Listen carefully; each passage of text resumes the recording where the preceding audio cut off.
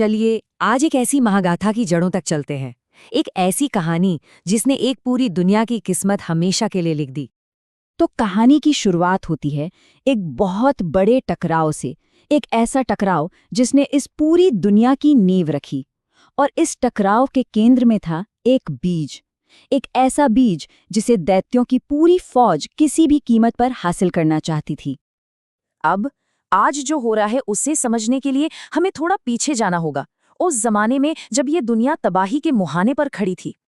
हुआ ये था कि जो महान संरक्षक वृक्ष था वो गिर चुका था, और उसके गिरते ही ऐसा लगा जैसे दुनिया की सांसें ही रुक गईं।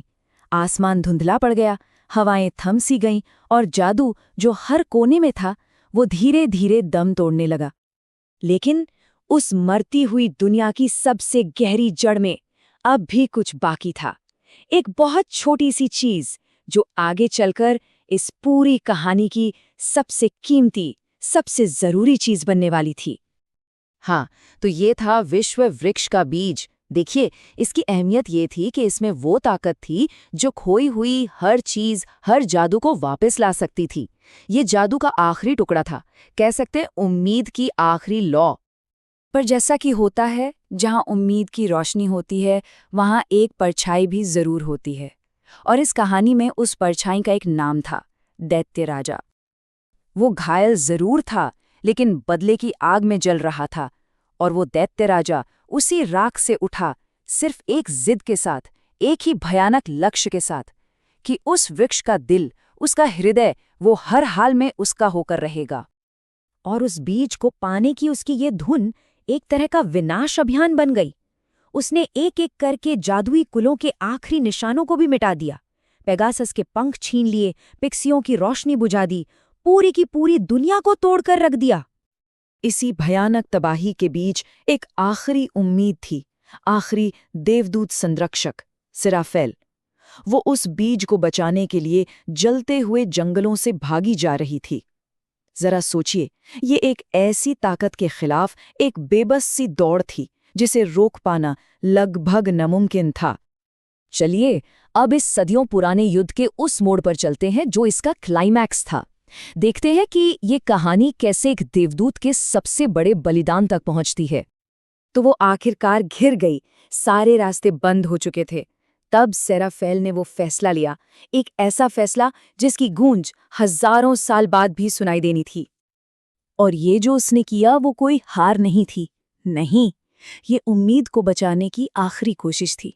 उसने अपनी बची खुची सारी दिव्य शक्ति का इस्तेमाल किया और उस बीज को एक धूमकेतु की तरह आसमान में उछाल दिया, और वो अंधेरे में कहीं खो गया। तो बीज जा चुका था, और उसके बाद लाखों साल गुजर गए। जी हाँ, लाखों साल। इतने साल कि जमीन का नक्शा ही बदल गया, और एक नई सभ्यता यानी इंसानों की सभ्यता उभर कर आई। एक ऐसी सभ्यता जिसे इस पुराने अतीत के बारे में कुछ भी नहीं पता था। फिर एक दिन इंसानों को एक बहुत ही अजीब और विशाल पत्थर का टावर मिला, और उन्होंने अनजाने में ही सही उसे एक ऐसा नाम दिया जो सच्चाई के बहुत बहुत करीब था। उन्होंने उसे कहा डेविल टावर। लेकिन असली सच क्या था? वो कोई मामूली टावर था ही नहीं, वो तो उसी दिव्य विश्व वृक्ष का जमा हुआ पत्थर बन चुका शरीर था। मतलब जहां वो भयानक युद्ध लड़ा गया था, वो जगह ही अब एक स्मारक बन गई थी। तो अब लाखों साल बाद उस बीज का लंबा सफर खत्म होने वाला था, और एक बिल्कुल नई कहानी शुरू होने वाली थी।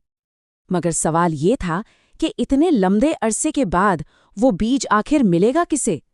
दुनिया की तकदीर अब एक ऐसे इंसान के हाथों में आने वाली थी जिसके बारे में किसी ने सोचा तक नहीं था।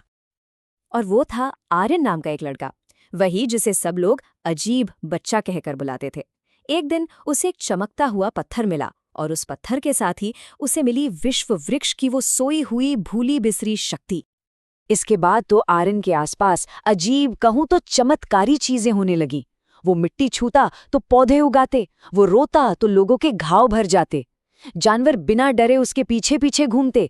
ये सारे साफ इशारे थे कि बीज ने उसे चुन लिया था।